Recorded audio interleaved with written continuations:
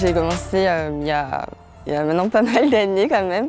En troisième avec une amie, on s'était dit, on voulait commencer un sport toutes les deux. Et on s'était dit pourquoi pas l'athlétisme, parce que pour ma part j'aimais bien courir. J'avais le choix de faire un peu de tout ou directement du sprint.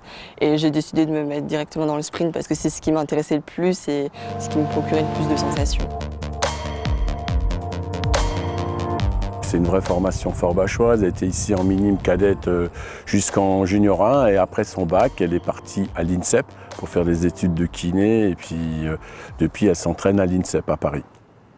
Bon, très rapidement, elle a fait partie des sélections qui sont parties au championnat d'Europe, au championnat du monde cadet junior. Elle était dans le relais 4x100, elle était sur 100 mètres, elle était championne de France dans toutes les catégories.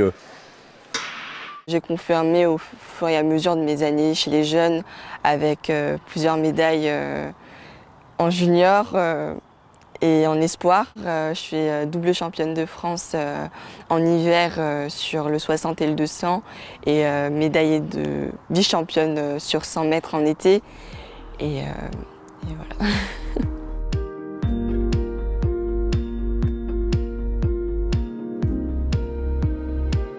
On aborde le 100 mètres de différentes manières parce que c'est une épreuve qui est très rapide où on doit donner à l'instant T le maximum de ce qu'on peut donner et il faut beaucoup de concentration mais aussi beaucoup de lâcher prise et de relâchement parce que si on est trop contracté, on n'arrive pas à courir de manière fluide. Mais elle est surtout guerrière, elle a vraiment envie, elle court pour la gagne. Elle aime la haute compétition, elle aime la confrontation. Et d'ailleurs, souvent en confrontation, elle se comporte hyper bien. Elle n'a pas toujours les meilleurs chronos, mais en confrontation directe, elle est pratiquement toujours avec les meilleurs. Une chose que je trouve bien, c'est que tu te rapproches des toutes meilleures.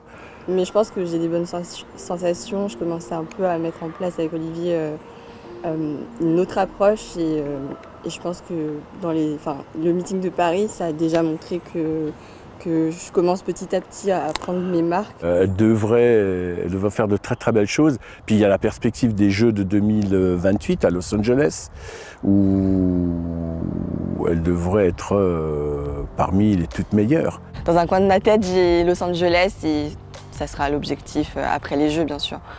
Mais là, mes objectifs seront plus les mêmes qu'à Paris.